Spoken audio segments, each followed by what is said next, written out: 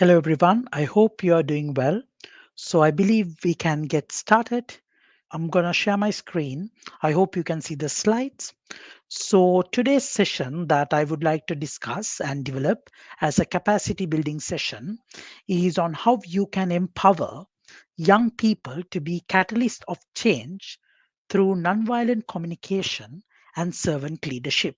So, my name is Janith Perera, and I think this is a very important topic that we need to discuss. How can we empower youth to be the catalyst of change that we wish to see in the modern world? And how we can use nonviolent communication and servant leadership, two amazing concepts that can help you to better become advocates and activists as youth. So I'll start the session with a brief introduction about myself. So my name is Janith Perera. I'm a peace builder, I'm a lecturer as well as a doctoral researcher currently at the University of Leeds in the United Kingdom. I have 10 years plus experience in youth work and community development. So I have been working for the last 10 years with a lot of young people, primarily in Sri Lanka, but also in certain regions of Congo, Nigeria, United Kingdom. And I believe with my experience, I can contribute to some important messages through this presentation. So, I would like to first of all introduce the objectives of this session today. So, first of all, I would like to introduce to you the concept of nonviolent communication. Then, I would like to introduce to you the concept of servant leadership.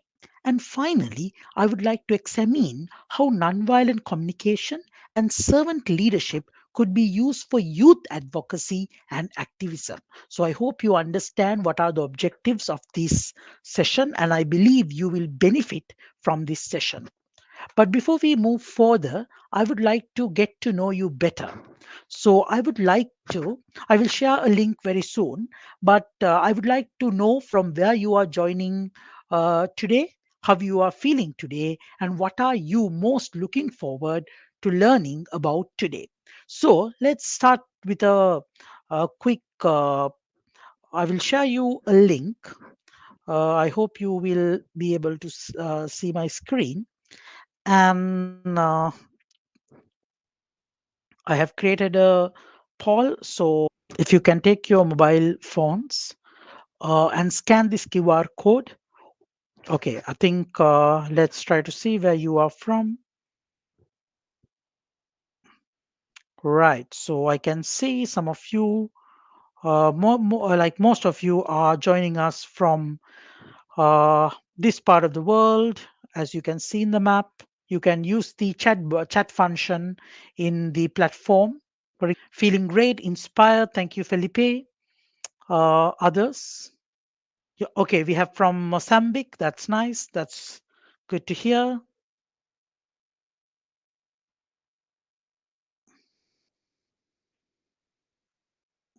Feeling great.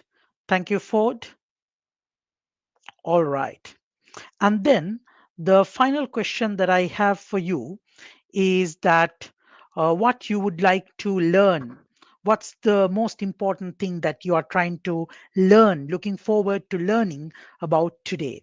So, from this session, what are you trying to learn today? If you can put that also in the chat box, I think that would be helpful. What are you most looking forward to learning about today from this session?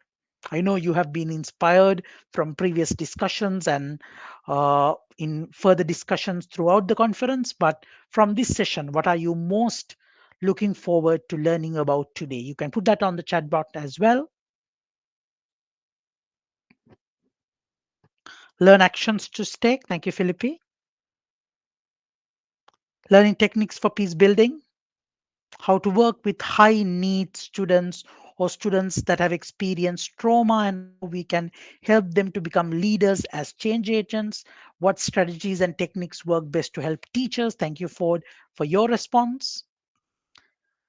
Right. So I think let's start a little bit of theory so that we can understand how we can encourage young people to be activists, to be advocates? Because I think if you are thinking of youth as change makers, we need to understand that you know they can campaign, they can do many things as activists as well as advocates. So let's try to understand what's the difference between activism and what's how it is different to advocacy. So if you take activism, activism can be defined as deliberate actions on behalf of a cause that goes beyond what is conventional or routine.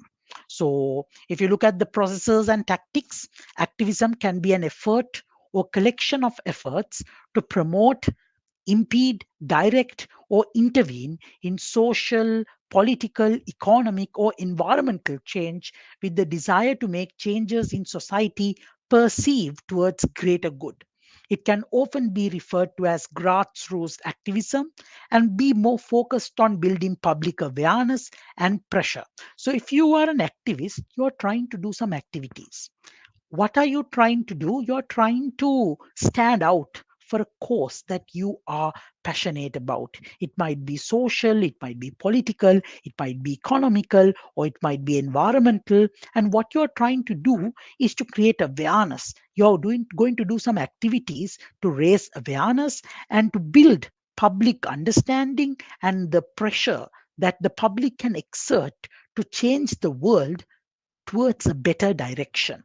So that is activism. And we can see that many young people over the years have become activists. They are trying to create awareness of many important social, political, economic, environmental, and even technological change that we need in the world. And they use different processes and tactics. They are doing mobilizations, they are collecting people on the streets, they are collecting people online, they are creating public petitions, they are creating different activities to create awareness, to build networks, to make change possible. In contrast to activism, advocacy, if you look at the definition of advocacy, it is a really general term used to describe purposeful actions that aim to change attitudes, policies, and practices. And here, advocacy mainly, other than public awareness creation or building public pressure, in advocacy, you're trying to change attitudes, policies, and practices. So, if you look at the processes and techniques section, a deliberate or purposeful plan that attempts to influence policymakers and stakeholders to achieve a desired social change. Advocacy is more than just awareness raising. I'll give you an example. So in 2017, I was engaged with activism. How did I advocate? How did I create or how did I lead activism? We were doing a campaign to promote human rights and happiness, and we did a certain public gathering. We were mobilizing young people, we were doing flash mobs or street dancing, we were spreading happiness, we were creating awareness about human rights, about the importance of being happy. We were connecting human rights and happiness so that we can connect young people to better understand human rights. So we were doing some public activities where we were creating awareness, we were asking people questions about human rights and asking for their opinions, and we were building public awareness on the importance of human rights. So that is activism. But if you look at advocacy, you are trying to influence the policymakers and the practices. So, how do you do that? I'll give you one example. In 2020, I was working in the Sri Lankan, I was volunteering in the Sri Lanka's Youth Peace Panel of Sri Lanka. And in the Youth Peace Panel of Sri Lanka, we were advocating to make meaningful change. For example, I was leading a project where we were asking for a particular quota in the electoral bodies of Sri Lanka, and that is for youth. We wanted at least 25% of youth representation in the electoral bodies of Sri Lanka. So we were working with several government and other independent bodies trying to change the policies, trying to change the practices, because there was no quota in the electoral bodies for young people to come into the parliament, for young people to come into the electoral bodies. So we were influencing policymakers, we were influencing the different stakeholders to achieve a desired social change. So it's not just awareness raising. So I hope you can understand the difference between activism and advocacy. If I move forward, why youth?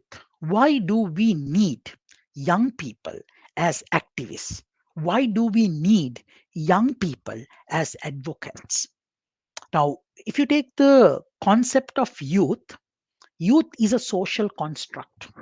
It is best understood as a period of transition from the dependence of childhood to adults' independence. So, especially, if you look at young people, there are different definitions. According to the most famous UN definition, it's 15 to 24. Any person between the age of 15 to 24. In certain countries, it's 15 to 29 or 18 to 29, because according to uh, the laws or the childhood conventions, 18, any person who is less than 18 is considered to be a child. So 18 to 29 also can be considered youth, but again 15 to 29 or 15 to 35 depending on the socio-political context. So there is no specific age bracket that we need to limit young people to, but typically it's the ages between 15 to 35. And why young people? I actually wanted to bring forth this quotation from Alfred Lord Tennyson, one of my favorite poets. The old order changed, yielding place to new. So every day, the old order, the old patterns, things change, and new things should come. So youth actually bring forth a fresh perspective into our social order, right? So the old order has changed now. So now we need have to have young people. Now, why have we not been able to resolve a lot of problems? Because people have not thought in new manners. So existing problems unresolved require new approaches of thinking. And modern problems, I think this is a very famous quote, modern problems require modern solutions. So, who will be able to solve the existing problems? Young people, because they have a new approach to thinking. What and who can think about the modern day problems? It's the young people. So, I think young people should be there. But the problem is that young people come from fragile past, and now we need to build a stronger future. So, if you look at the conventional historical perspective, youth were often looked as victims or perpetrators of violence rather than agents of change. So, over the years, we have looked at young people either as victims because they are victimized, young people are victimized, and also as perpetrators. Perpetrators are the people who have been doing the violence, they have been engaging in violence. If you look at some of the conflicts around the world, we can see most of the perpetrators have started as young people. So, youth have been looked either as victims of violence or perpetrators of violence rather than agents of change. But increasingly in today's society, we can see young people have come up to become change agents. So in 2015, the United Nations Security Council adopted Resolution 2250. And this is a groundbreaking resolution. Why? Because the United Nations Security Council, which is the one of the key bodies of the UN, they have recognized that young people play a critical role in preventing and resolving conflicts, countering violent extremism, and building sustainable peace. So, what does that showcase? There's a stronger future ahead, and that is why we need young people to be the change makers, to be the activists, to be the advocates who can bring forth change. So, I would like to discuss briefly how and what we can do. So, we can see around the world, there are so many young people trying to create meaningful change. And rather than resorting to violence, they are reshaping the narrative through innovation and positive actions. So, I would like to have a quick discussion with the participants. Two things. What are youth doing around the world in the wake of war and conflict, the climate emergency, and discrimination and inequality? So, what are young people doing currently? Because we have war and conflict, we have the climate emergency, we have discrimination and inequality around the world. So, I would like to ask you, what are young people doing? Second thing is, what strategies are youth using and what makes their work different from what has already existed? So, these are the two things I would like to ask from you to share your insights on what are young people doing around the world to make a change possible. What are young people doing? Yes, we can see youth are doing so much. Thank you for what exactly are they doing? I was thinking about conflict in the world. I'm thinking about the climate emergency. I'm thinking about discrimination, right? So, what are young people doing around the world?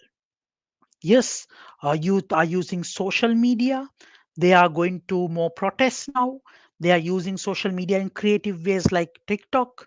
Thank you, Lucy. Thank you, Felipe. Thank you, Ford. I think they are pushing boundaries, mentoring, putting pressure on existing systems, serving as mentors and modeling, pushing boundaries on gender identity. Thank you so much for your thoughts. So, uh, yes, we can see that. Thank you, Anam. We can see that young people are leading the protests against the genocide and oppressions in the world today. So we can see how young people are changing the narrative. As I told you, before 2015, mostly young people were looked as perpetrators of violence or victims of violence. But today, things have changed. They are trying to creatively make a difference. So, let me share the screen one more time. Uh, to go to my presentation, I hope you can see my presentation now.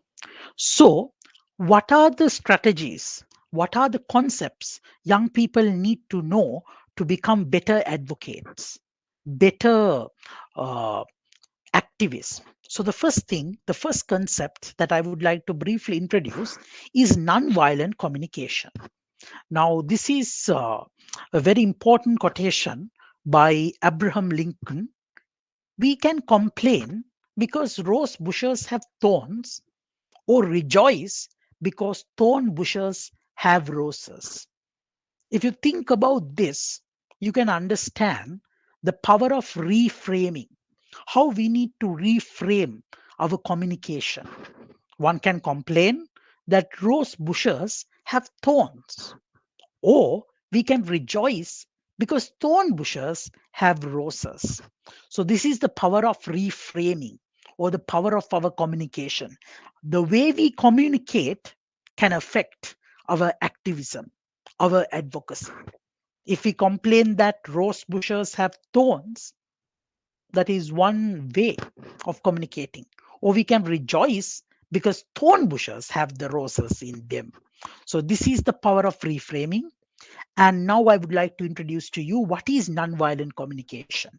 So, nonviolent communication is a holistic communication approach that underscores the significance of human interconnectedness. You are connected to me. I am connected to you through this conference, through this platform. And also in our day to day human society, in our life, we all are interconnected. because we live in one society, we live in one world, and one's action affects another person's action. So when it comes to nonviolent communication, it's a communication framework where we understand other people. So it encompasses our intrapersonal communication. It looks at how we communicate with ourselves, communication with others, communication in the society at large, communication with nature, and communication with other living beings. So we know that we live in a society where we need to communicate on a day to day basis. If you are an advocate, if you are an activist, you need to communicate. Then only you can get your point across. So, nonviolent communication has been part of different traditions and cultures across the world. So, the main proponent of nonviolent communication is Marshall B. Rosenberg. And he emphasizes that both verbal and nonverbal communication skills help individuals and groups maintain their humanity even in the most adverse circumstances. So, what nonviolent communication teaches us is mainly that even in the most adverse situations, we should be able to maintain our humanity. So, the previous conceptualization of young people as perpetrators of violence is because that, even in the most adverse circumstances, young people have taken up arms, they have gone into militancy, young people have been, you know uh, trying to think about violence, and that is why they have been labeled as perpetrators of violence. Every human soul has something good in it. But what happens when we see the reality? We get frustrated, we get depressed. And that is why many young people, due to poverty, due to unemployment, due to lack of educational opportunities, they are easily radicalized. They are easily becoming a victim of radicalization, of extremism. And why is that? Because they have not been exposed to nonviolent communication. If you are a nonviolent communicator, you will learn how to maintain your humanity even in the most adverse circumstances. So, even if the world is bad, you need to understand how you can create your own space with a good well being. So, nonviolent communication focuses on mindful expression and active listening with an awareness of perceptions, feelings, needs, and desires, promoting honesty, clarity, respect, and empathy. So, we understand that these words are very important. When we are communicating, we need to be mindful. We need to listen to the other party. We need to be aware of the perceptions, feelings, needs, desires, promote honesty, clarity, respect, and empathy. Now, in our day to day lives, when we communicate, sometimes we go to habitual responses and automatic reactions. But nonviolent communication clearly encourages you to be conscious when you are responding.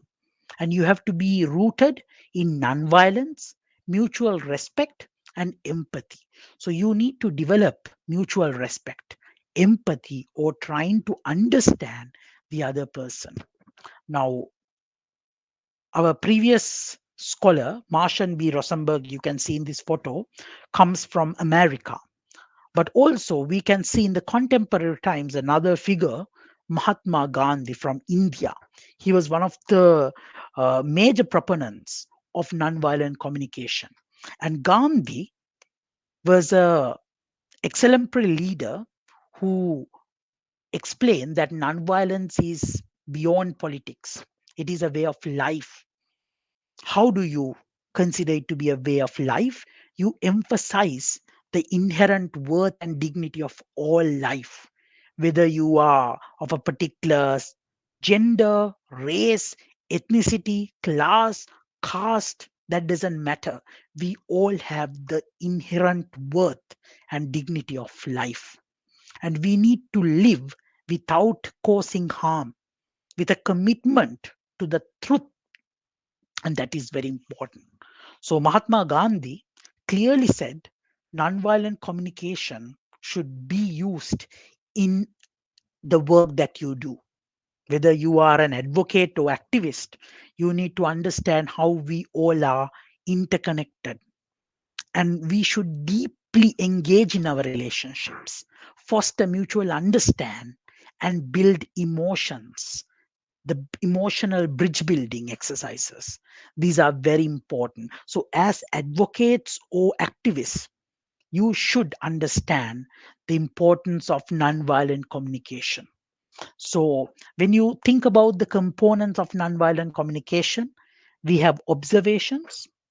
We need to observe the other party always. It's important that we observe the other party.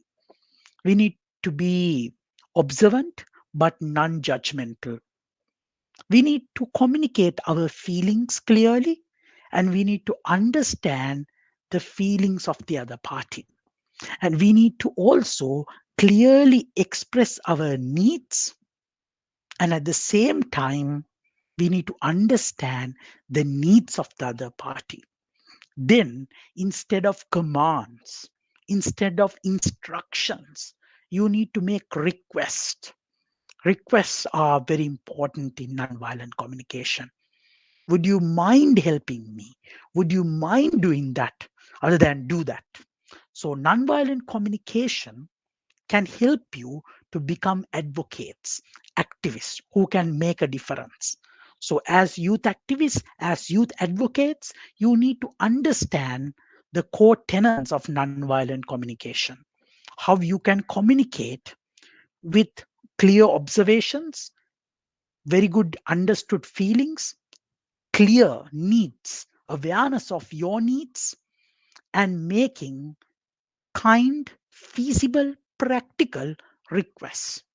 So, if you use this strategy of nonviolent communication in your activism and advocacy, you can become a greater advocate, a greater activist. So, in the interest of time, I'm going to move on to the next concept that I would like to discuss. But there's so many things that you need to uh, explore about nonviolent communication. So, if this concept is new to you, I would recommend that you read more about nonviolent communication. And there are so many uh, valuable assets on the internet, publications are available. So, please uh, read more about nonviolent communication, and that can help you to become a better youth change maker. Next, I would like to introduce you to the concept of servant leadership. Now, servant leadership is a very interesting concept, and I hope you will be able to watch this video about true greatness.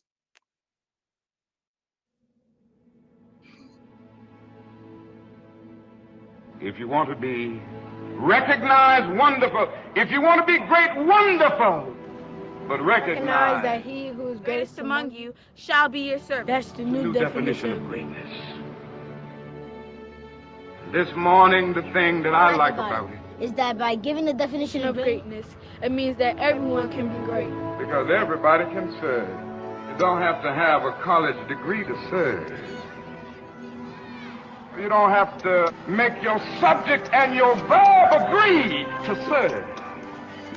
You don't have to know about Plato and Aristotle to serve. You don't have to know about Einstein's theory of relativity to serve. You don't have to know the second theory of thermodynamics in physics to serve. You only need a heart full of grace, soul generated by love.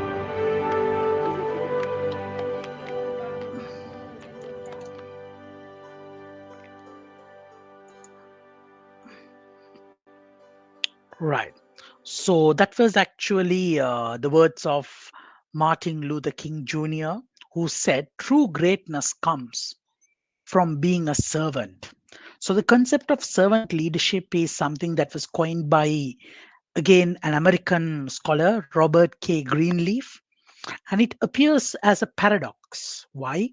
Because normally when we say leader, the opposite of leader is like a person who is not leading a follower. Or if you say master, it is like servant. So, servant leadership is a paradox, but it actually presents a very unique concept of leadership. So, servant leadership is a concept where you try to understand who a leader is and how can you become a great leader? How can you become a great youth activist? How can you become a great youth advocate? And I believe if you want to become a great leader, if you want to become a great youth advocate, if you want to become a great youth activist, you need to be a servant leader. Robert K. Greenleaf says, the best leaders are clear, they light the way, and in the process, let each person know that what they do makes a difference. So, what is this concept of servant leadership? Let's try to define it. Servant leadership starts with the natural desire to serve others. Why are you a youth activist? Why are you a youth advocate? You have a natural desire to serve others. You are not just standing for you. You are not just standing for your rights or your deeds or your demands or your needs. No, you are standing, you are working to serve other people. So then you are a servant leader. A servant leader is a person who chooses to lead after deciding to serve first. So you first decide to serve and then you decide to lead. And the key difference is that the servant leaders focus on meeting others' higher priority needs. So if you are a leader, as a servant leader, you look at the needs of other people. So there are several leadership characteristics of servant leaders. You are having awareness, you know who you are very well, and you know about the thing that you are campaigning for, the cause that you are campaigning for as an advocate or activist. You are very good in listening. You are listening to other people and you are listening and responding with empathy. And then you have a foresight. You think about the future. You know what is going to happen, or you can understand what are the consequences of the actions that you are going to take. And then you have a conceptualization. You have a good understanding of the issue that you are working for. You have a good theoretical as well as practical understanding, which we consider as conceptualization. Then you have persuasion. You have persuasion. If you think about many servant leaders who have been there in the world, they have been very persuasive. They know how to communicate well. They know how to use nonviolent communication to persuade other people into believing the cause that they are working for. They are community builders. If you are a servant leader, you are building your community. The work that you do is not just for you, but it's for the entire group that you are standing with. And you know your leadership position is like of a steward. That means you have the authority, you should do the things, but you are not leading for yourself. You do not have like power and control and authority for personal gain. It's for the common good. And by becoming a servant leader, you are trying to heal. If you are a servant leader working for environmental protection, you are healing this environment. If you are working for peace building, you are healing the society. And as a servant leader, you have a commitment to the growth of people. So the concept of servant leadership is also very important if you want to become an advocate or activist. So finally, I would like to discuss how can nonviolent communication and servant leadership change youth activism and advocacy. So five things that I want to quickly discuss. First one is we can foster peaceful dialogue by using nonviolent communication, and then we can empower inclusive leadership through servant leadership. With the both, you can build trust and credibility. You can make a sustainable impact and you can promote positive role models. So, if you look at the first thing that I wanted to discuss about fostering peaceful dialogue, if you take nonviolent communication, it equips young activists with the tools to engage in open, empathetic conversations, even with those who hold opposing views. And what happens? This reduces the likelihood of conflict escalation and promotes constructive dialogue, which is essential in advocacy efforts aimed at systemic change. So, if you are using nonviolent communication for your activism and advocacy, you can get better results because you communicate with understanding, with a profound understanding of the issue at hand and working towards a better future.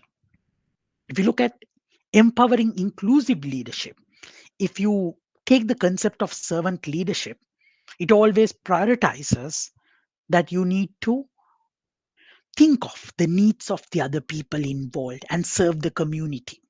So, by adopting servant leadership in your advocacy and activism, you ensure that the advocacy or activism is going to be inclusive and you address the concerns of the marginalized groups and you foster solidarity throughout.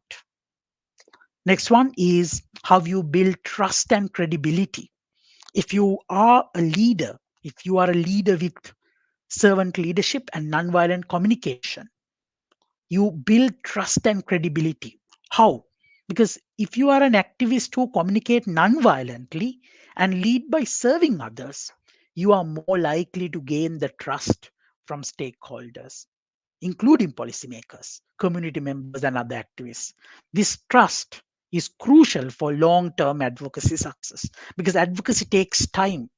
It's not easy to succeed in an advocacy project without a long term plan. And for a long term success, you need trust and credibility. Then, sustainable impact. Both nonviolent communication and servant leadership focus on building relationships and empowering others, which leads to more sustainable and long lasting change. By nurturing cooperation and focusing on the well being of the entire community, youth activists can create more impactful and enduring movements. So, if you use nonviolent communication and servant leadership, your work will be more impactful and enduring. And finally, promoting positive role models. If you are a young person who embodies nonviolent communication and servant leadership, you become a role model for the others. You inspire others to pursue change through peaceful and ethical means rather than through conflict or aggression. So this is why it's important that you become a nonviolent communicator and a servant leadership. So I have a challenge for you, that is, in the post conference era, after the conference, I have a challenge for you.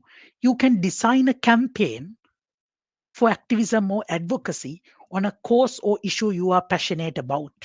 So you can design a campaign. It can be something like 1 month or 2 month campaign. And when you are designing the campaign, ensure you include the key tenets of nonviolent communication and servant leadership. So, when designing the campaign, think about how you can communicate nonviolently, how you can communicate and how you can lead the project with nonviolent communication and servant leadership. And then, if possible, implement the campaign and share with me and the conference the impact that you have made. So, thank you for the time given to me. Thank you for listening. And please connect with me on LinkedIn, and my email address is also here. If you have any questions or any comments, any feedback, I am more than happy to engage with you. I wish you all the best, and I hope the rest of the conference will also go smoothly and you will learn a lot from this conference. So, my sincere thanks to the attendees, also to the organizers from the Charter for Compassion. So, it has been an amazing few minutes to discuss with you all these things. So, I think it's time to end the session. Thank you for joining. Have a nice journey ahead. Bye bye.